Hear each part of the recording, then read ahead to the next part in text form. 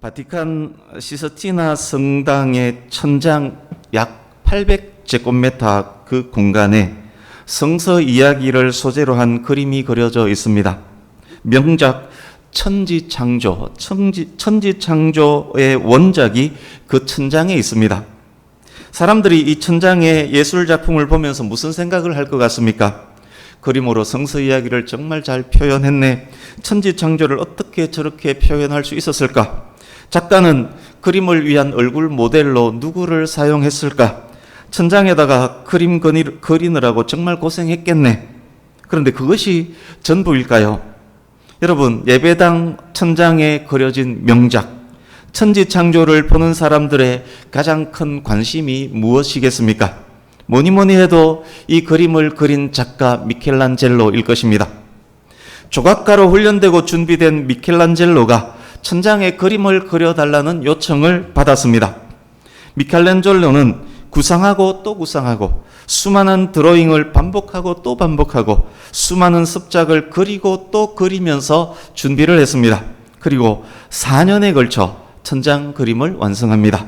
이것이 서양 미술사의 한 획을 그은 사건이 됩니다. 지금도 많은 사람들이 위대한 작품 천지창조를 보면서 위대한 작가 미켈란젤로를 생각합니다.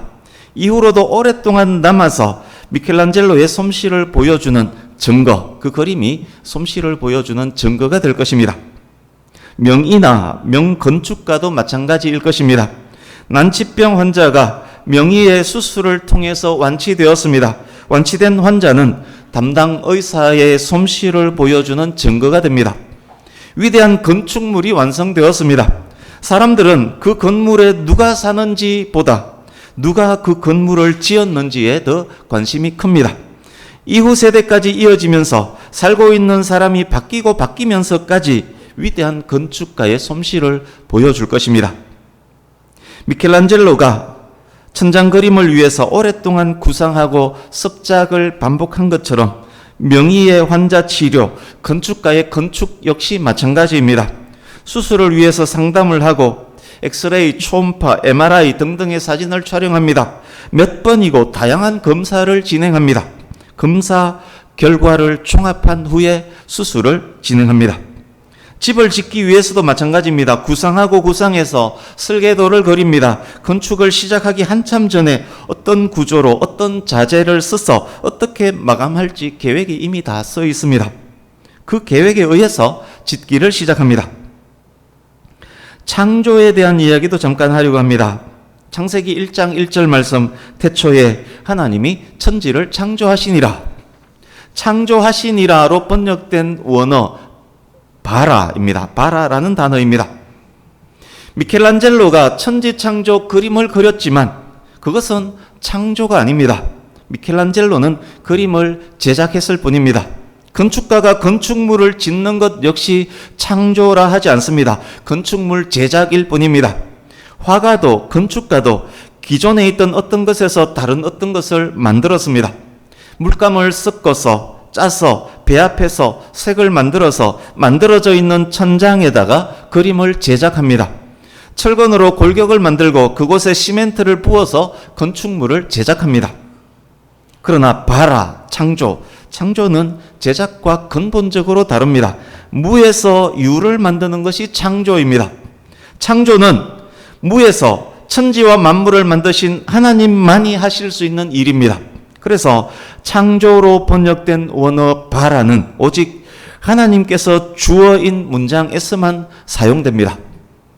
하나님께서 천지와 만물을 만드신 이유, 하나님의 형상으로 사람을 만드신 이유 무엇일까요?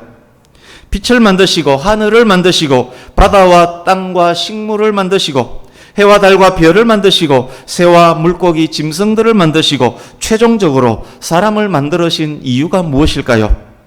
하나님 보시기에 좋았더라. 하나님 보시기에 좋았더라. 하나님이 보시기에 좋았더라. 하루하루 창조를 마치신 하나님께서 만드신 것을 보시고 기뻐하시며 영광을 받으셨습니다. 모든 것 완성하신 후에 사람을 만드심으로 천지와 만물의 창조를 마칩니다. 하나님의 형상 인간은 창조의 마침, 활용점정이었습니다. 하나님께서 지으신 그 모든 것 위에 인간을 만들어 올리신 후에 하나님께서 그 전체를 보셨습니다. 보시기에 심히 좋았더라. 천지와 만물을 만드시고 기뻐하시며 영광 받으셨던 하나님께서 인간까지 만드시고는 심히 기뻐하시며 심히 영광 받으셨습니다. 하나님께서 천지와 만물을 만드신 이유, 하나님의 영광을 위해서입니다. 하나님께서 하나님의 형상으로 인간을 만드신 이유, 하나님께서 심히 크게 영광 받으시기 위해서였습니다. 한 번쯤은 다 다녀오셨겠지만 우리나라에 여러 개의 대형 아쿠아리움이 있습니다. 아쿠아리움이 있습니다. 사방이 그리고 머리 위까지 대형 수족관입니다. 많은 물고기는 물론이고 그 안에는 대형 상어도 있습니다. 마치 사람들은 바닷속을 지나듯 그렇게 관람을 합니다. 한 번쯤 말씀드렸듯이 다 아마 보셨을 것입니다. 혹시 그곳을 지날 때 큰 상어가 여러분에게 갑자기 다가온 적 없었습니까? 그때 느낌 어땠습니까? 깜짝 놀란 적 없습니까? 때론 놀랍고 무서워서 비명을 지르는 사람도 있습니다. 무서워서 우는 아이도 있습니다. 그러나 대부분의 사람들은 오히려 즐깁니다. 왜입니까? 상어가 있는 그곳과 내가 있는 그곳은 연결되어 있지 않기 때문입니다. 상어와 나 사이에는 특수 제작 아크릴 유리가 단단히 버티고 있기 때문입니다.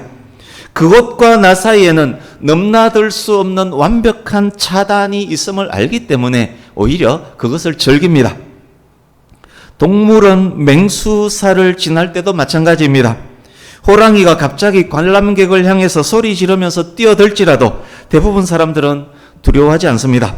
호랑이와 나 사이에는 넘나들 수 없는 완벽한 벽이 있기 때문입니다. 그러나 그렇지만 적지 않는 사람들이 벽 너머에 있는 상어로 인해서 소리 지르면서 달려드는 호랑이로 인해서 두려워하며 움츠러들기도 합니다. 심지어 비명을 지르면서 오금이 저려 주저앉아 우는 경우도 있습니다. 지금 에베소서 2장 1절에서 10절 말씀으로 3주째 전하고 있는 중입니다. 지난 2주간 2장 1절에서 6절 말씀으로 전했습니다. 오늘은 7절에서 10절로 전할 것입니다. 그렇지만 1절에서 10절 전체를 아우르는 전체의 결론이기도 할 것입니다. 주보에 기록된 말씀의 제목을 한번 보십시오. 그 가운데서 행하던 자를 그 가운데서 행하게 하려, 그렇게 정했습니다. 독해 문제 하나 내려고 합니다.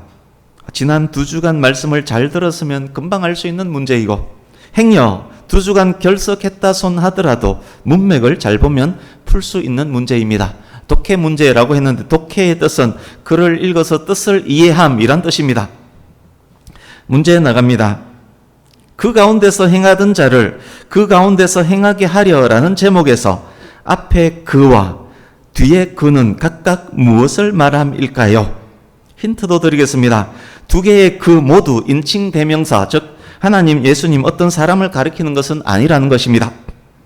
앞에 그와 뒤에 그는 각각 무엇을 말함일까요? 굳이 대답은 안 하셔도 됩니다만 마음속으로는 꼭 생각을 하시기 바랍니다. 혹시 자신 있게 말할 수 있는 분 있다면 대답하셔도 됩니다. 왜냐하면 워낙 대답을 잘 안 하시기 때문에. 예. 인칭 대명사가 아니라고 했는데 선생님의 실력이 좀 떨어집니다.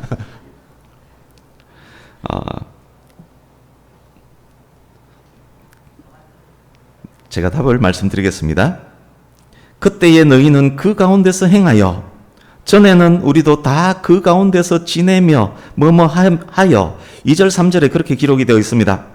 하나님을 모르던 그때 저와 여러분 모두는 그 가운데서 행했습니다.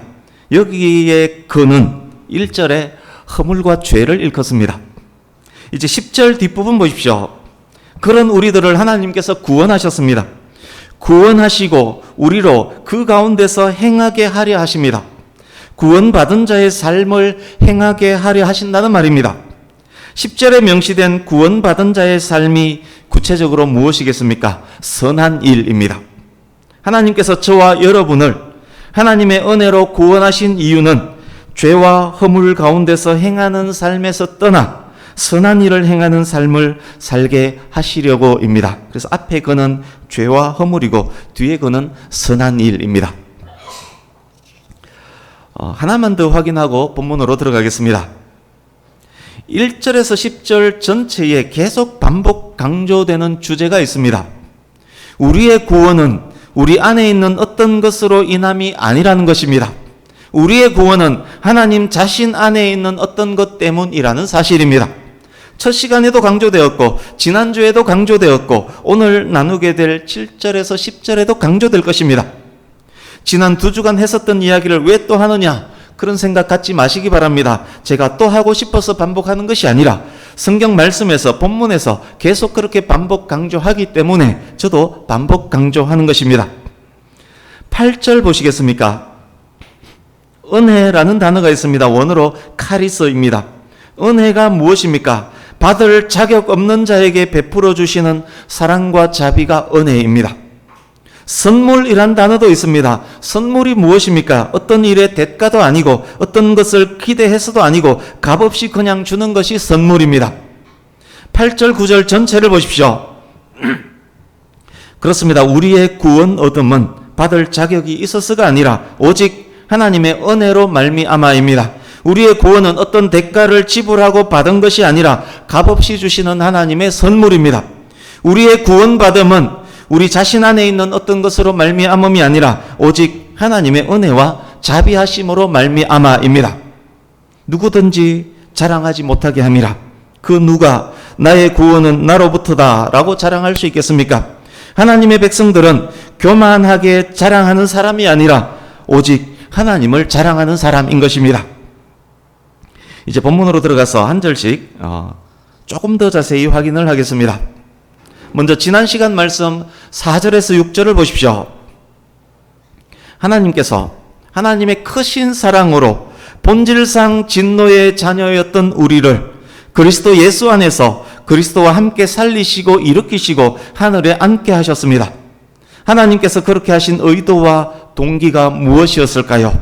7절입니다. 이는 하나님의 의도와 동기를 설명합니다. 하나님께서 그리스도 예수 안에 있는 우리에게 베풀어 주신 은총이 얼마나 풍성한지를 우리와 우리 세대뿐만 아니라 앞으로 올 모든 세대에게까지 보여주기 위해서 그렇게 하셨습니다. 우리의 구원은 오직 하나님 은혜의 지극히 풍성하심 때문입니다. 우리의 구원은 오직 하나님의 은혜와 긍휼을 통해서만 얻을 수 있습니다. 그렇습니다. 능력이 지극히 크신 하나님께서 그 은혜의 지극히 풍성함을 그리스도 예수를 보내심으로 보여주셨습니다.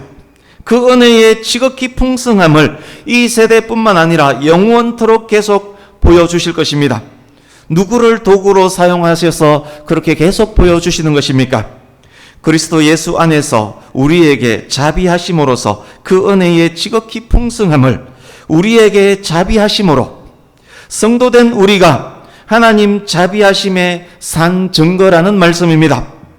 성도된 우리를 통해서 이 세대 사람들에게 하나님 자비의 풍성함이 보여질 것이고 우리를 보고 자란 우리 자녀들을 통해서 자녀 세대들이 또 하나님 자비의 풍성함을 보게 될 것입니다. 그렇게 대를 이어갈 것입니다. 그러기에 저와 여러분의 삶은 저와 여러분 세대에게만 국한되는 것 아닙니다. 저와 여러분의 구원받음은 하나님 전체 구원 계획과 긴밀하게 연관되어 있습니다. 우리들의 시선은 전체 하나님의 구원 역사를 조망하면서 우리에게 주어진 사명을 숙고하면서 살아가는 것입니다. 이제 8절입니다. 8절 같이 읽습니다. 시작. 너희는 그 은혜에 의하여 믿음으로 말미암아 구원을 받았으니 이것은 너희에게서 난 것이 아니요 하나님의 선물이라. 아멘. 서두에서 이미 짧게 설명을 드렸습니다. 그렇습니다. 우리의 구원은 자격 없는 우리가 거저 받은 하나님의 은혜요 하나님의 선물입니다. 믿음으로 말미암아 하나님의 아들 독생자 예수 그리스도를 믿는 믿음을 통하여 믿음에 의해서 받은 은혜입니다. 이것은 너희에게서 난 것이 아니요. 여기에 이것은 무엇을 지칭하는 것일 것 같습니까? 두 가지로 해석합니다. 하나는 믿음을 의미한다입니다. 문법상으로는 이것은 중성명사이고 믿음은 여성명사이기 때문에 문법상으로 이것이 믿음을 뜻한다. 문법상으로는 틀립니다. 그러나 신학적으로는 이것이 믿음임이 전혀 틀리지 않습니다. 우리의 믿음마저도 우리의 것이 아니기 때문입니다. 우리에게 있는 믿음마저도 하나님께서 은혜로 주신 선물이기 때문입니다. 믿음과 은혜는 주고받는 거래의 관계가 아니기 때문입니다. 다른 하나는 이것이 앞문장 전체를 의미한다는 해석입니다. 그렇게 될 때 8절은 이런 의미입니다. 너희는 그 은혜에 의하여 믿음으로 말미암아 구원을 받았는데 이 전체 사건과 경험은 하나님께서 주신 선물이다. 이 두 가지 해석, 우리는 이 두 해석 모두를 정석으로 받아들이면 됩니다. 이제 9절입니다. 9절도 같이 읽습니다. 시작. 행위에서 난 것이 아니니 이는 누구든지 자랑하지 못하게 함이라. 아멘. 우리의 구원은 우리의 업적도 우리 행동에 대한 보상도 아닙니다. 우리의 믿음마저도 우리의 공로가 아닙니다. 로마서 강의 때 자세히 설명을 드렸습니다. 그러기에 우리는 하나님 앞에서 우리의 공로나 행동을 자랑할 수 없습니다. 오직 은혜로, 오직 선물로 받은 은혜이기 때문입니다. 이는 누구든지 자랑하지 못하게 함이라. 여러분께서는 교만한 누군가를 보면 마음이 굉장히 불편하지 않습니까? 자기 자랑을 수시로 늘어놓는 어떤 사람을 보면 불편하지 않습니까? 당연히 그러해야 합니다. 그리스도인은 은혜와 선물, 교만과 자기 자랑, 이 양자 간의 부조화를 심각하게 항상 감지하기 때문에 그렇습니다. 이제 9절까지 말씀을 드렸습니다. 바울은 1절에서 9절까지를 통해서 이 단락을 통해서 하고자 하는 말들을 다 했습니다. 다음 주제로 넘어갈 만합니다. 그러나 한 번 더 결정적이고 긍정적이고 영광스러운 단언을 합니다. 그것이 바로 오늘 말씀의 핵심인 10절입니다. 10절도 같이 읽습니다. 시작. 우리는 그가 만드신 바라 그리스도 예수 안에서 선한 일을 위하여 지으심을 받은 자니 이 일은 하나님이 전에 예비하사 우리로 그 가운데서 행하게 하려 하심이니라. 아멘. 우리는 그가 만드신 바라 그리스도 예수 안에서 선한 일을 위하여 지으심을 받은 자니 10절에서 가장 중요한 단어는 우리는 그가 만드신 바라의 그입니다. 뒤에 그가 아니라 앞에 그입니다. 그는 하나님을 일컫습니다. 성도인 저와 여러분은 무엇입니까? 10절에서 두 가지로 정리를 해줍니다. 첫 번째, 하나님께서 우리를 만드셨습니다. 만드신오로 번역된 원어 포이에마는 작품, 피조물을 의미합니다.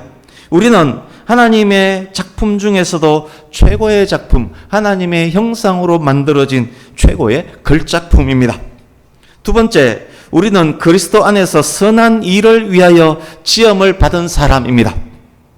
지으심을 받은 이것의 원어는 앞부분의 만드신과 다릅니다.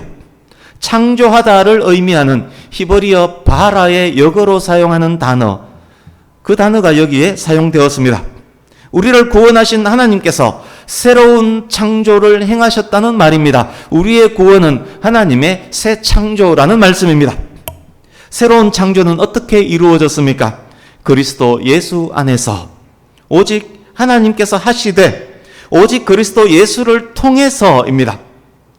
그리스도께서 처음 창조의 중보자이셨듯 예수님 없이 하나도 창조가 이루어진 것이 없다라고 요한사도도 말하고 또 잠언에서도 말하고 골로새서에서도 말합니다.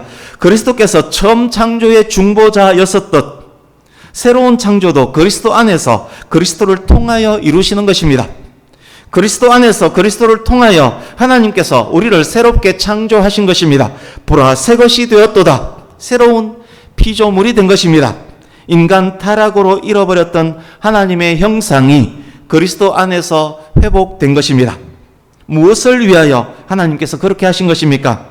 선한 일을 위하여입니다. 그렇다면 여기서 말씀하는 선한 일이 무엇일까요? 하나님께서 천지와 만물을 만드실 때 목적하셨던 것과 밀접합니다. 여기에 선한 일은 하나님의 기쁨, 하나님의 영광입니다. 하나님께서 창조하신 것들을 보시고 심히 좋아하셨던 그 상태, 타락 전 동산에서 하나님과 함께 거닐며 하나님의 기쁨이 되었던 인간의 바로 그 상태를 일컫습니다. 우리는 그가 만드신 바라 그리스도 예수 안에서 선한 일을 위하여 지으심을 받은 자니. 핵심 내용이 계속 반복됨을 서두에서 말씀드렸습니다. 반복 강조되던 그것이 또 한 번 반복 강조됩니다. 우리는 하나님께서 만드신 하나님의 걸작품입니다. 창조는 오직 하나님만을 주어로 사용하는 단어이기 때문에 우리의 지음 받음에 우리의 공로 하나도 없습니다. 우리의 재창조, 새로운 피조물 됨에도 우리는 어떤 역할도 하지 않았습니다. 우리가 새 창조로 말미암아 새로운 피조물이 된 것, 즉 우리의 구원은 그리스도 안에서 선한 일을 위하여 된 것입니다. 구원이 먼저고 선한 일은 구원받은 자를 통해서 이룰 목적입니다. 구원이 먼저, 선한 일이 나중입니다. 무슨 말씀입니까? 선한 일이 구원의 이유나 근거가 될 수 없다는 말입니다. 우리의 행위와 공로가 구원, 즉 새로운 피조물, 새 창조의 이유가 되지 않는다는 말입니다.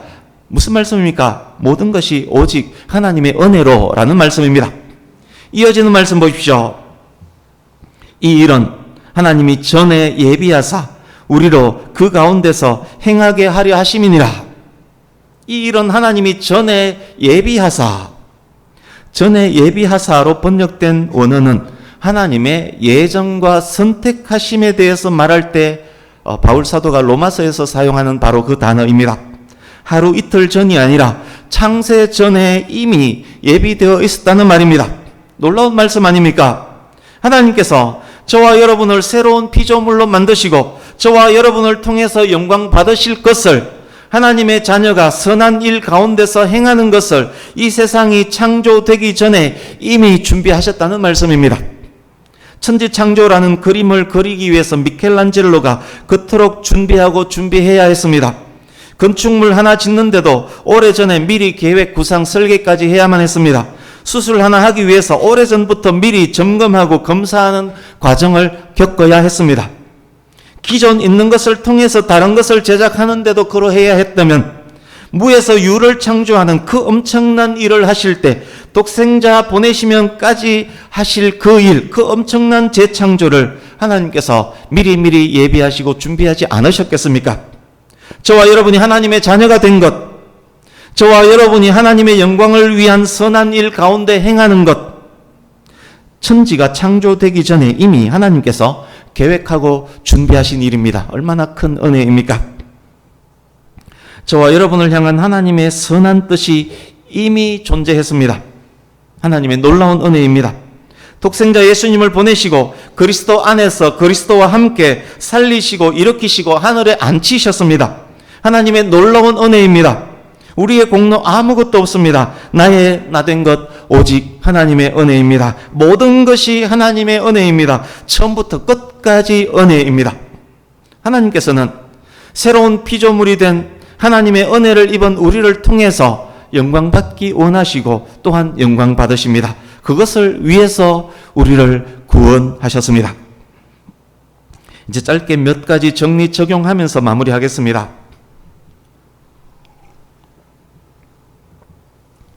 우리는 1절에서 10절 전체를 통해서 매우 중요한 사실 하나를 확인할 수 있습니다. 우리가 구원받음에 우리의 공로, 우리의 행위, 기여한 것 단 한 개도 없습니다. 오직 하나님의 은혜입니다. 그러나 새로운 피조물이 되기 전후 우리에게 행함의 요소가 항상 함께 있었고 있다는 것, 그리고 앞으로도 있을 것이라는 것입니다. 2절 보십시오. 그때에 너희는 그 가운데서 행하여 비참한 그때 저와 여러분은 허물과 죄 가운데서 행했습니다. 행함과 관련이 있습니다. 그리스도 예수님 안에서 그리스도 예수님을 통하여 믿음으로 말미암아 하나님의 은혜로 새로운 피조물이 되었습니다. 10절 뒷부분 보십시오. 그 가운데서 행하게 하려 하심이라. 새로운 피조물은 선한 일 가운데 행하는 존재입니다. 역시 행함과 관련이 있습니다. 행함으로 시작된 단락이 행함으로 지금 끝나고 있습니다. 마귀의 종에서 하나님의 자녀가 되었습니다. 죄와 사망과 진노에서 하나님의 은혜를 입어서 새로운 피조물이 되었습니다. 새로운 피조물이 되었음을 확정하는 것이 무엇입니까? 그렇습니다. 우리의 행함입니다. 우리는 선한 일, 하나님의 영광을 위한 일들을 행함으로 하나님께서 우리를 창조하셨음을, 우리가 하나님의 걸작품임을 세상에 드러내는 것입니다. 그 드러남이 우리 세대뿐만 아니라 다음 세대로, 그 다음 세대로 또 이어지는 것입니다. 천지창조 그림이 작가 미켈란젤로의 실력을 후대에까지 계속 전해줬습니다. 완치된 환자가 수술한 의사가 명의임을 살아있는 동안 계속 증거합니다. 멋진 건축물이 존재하는 한 100년, 200년 후대 사람일지라도 그 장의 실력을 인정하게 될 것입니다. 작품과 작가의 관계가 그러한데 창조주 하나님과 하나님의 걸작품과의 관계는 더욱 그러해야 하지 않겠습니까? 그런데 궁금하지 않습니까? 그렇다면 본문에서 말씀하는 선한 일, 하나님의 기쁨, 하나님의 영광이 되는 일들이 구체적으로 무엇이란 말입니까? 도대체 어떻게 살아가면 하나님의 영광을 위하고 하나님의 기쁨이 된다는 말입니까? 에베소서 4장 1절에서 6장 20절까지를 천천히 한번 보십시오. 에베소서 4장에서 6장까지 선한 일들의 구체적 사례들이 여기에 기록되어 있습니다. 하나님의 영광을 위해 살아가도록 하는 권면들입니다. 교만하지 않고 자랑하지 않고 하나님만을 높이는 성도의 삶을 계속 권면합니다. 이런 삶을 살아갈 때 우리를 통해서 하나님께서 영광 받으시고 우리를 통해 하나님의 위대하심이 더욱 드러나는 것입니다.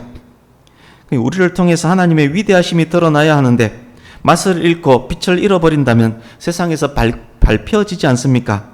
그것은 성도의 삶이 아님을 다시금 확인하게 되는 것입니다. 그래서 집에 가시면 오늘 말씀을 기억하시면서 에베소서 4장에서 6장을 깊이 묵상할 수 있기를 바랍니다. 구체적으로 적용하면서 하나님의 영광을 위한 삶을 더욱 살아가는 우리가 될 수 있기를 바랍니다. 하나만 더 말씀드리겠습니다. 우리가 새로운 피조물이 맞지만 그렇지만 여전히 연약하다는 것입니다. 예배 전에 우리 찬양하지 않았습니까? 주여 우린 연약합니다. 완전하지 못합니다. 연약합니다. 여전히 옛 주인이었던 세상 풍조에 공중권세 잡은 자 마귀에게 육체의 욕심의 영향을 여전히 받는다는 것입니다. 우리는 왜 이러는 것일까요? 수족관에서 큰 상어가 다가올 때, 동물은 맹수가 소리치며 덤벼들 때 움츠리고 놀라고 두려워하면서 심지어 울기도 하는 것과 비슷합니다. 우리에게 성숙과 더 큰 확신과 더 큰 신뢰가 필요한 이유입니다. 사랑하는 성도님 여러분, 저와 여러분은 이미 영역을 완전히 이동했습니다. 마귀의 종에서 하나님의 자녀로 위치 이동을 확실히 했습니다. 둘 사이에는 넘지 못할 벽, 깨지지 않는 벽이 이미 설치되어 있습니다. 사망도 생명도 천사나 권세자들도 현재 일이나 장래일도 능력이나 높음이나 깊음이나 다른 어떤 피조물일지라도 우리 주 예수 그리스도 안에 있는 하나님의 사랑에서 끊을 수 없습니다. 수족관의 벽이 깨지지 않는 초강력 아크릴 유리로 되어 있음을 확실히 안다면 맹수와 관람객 사이의 벽은 사자 수천 마리가 덤벼도 깰 수 없음을 확실히 안다면 두려워하지 않을 것입니다.